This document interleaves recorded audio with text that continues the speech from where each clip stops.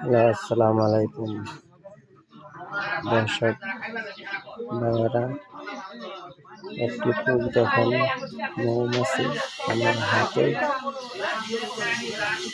চাটিয়া চাটিয়া কি খাচ্ছে, আমার হাতের মাঝখানে দেখেন, আঙ্গুলের মাঝখানে।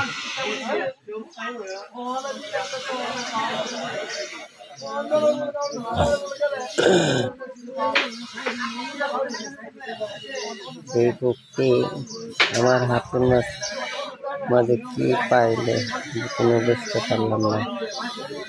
আপনারা বিষয়টা বুঝে আমাকে কমেন্ট করে জানাবেন।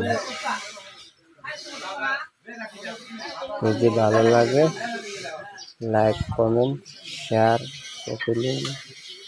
করে দিবেন টিকটকে। আর একটি আমার ফেসবুক আইডি আছে, সেটা আমাদের দিবেন।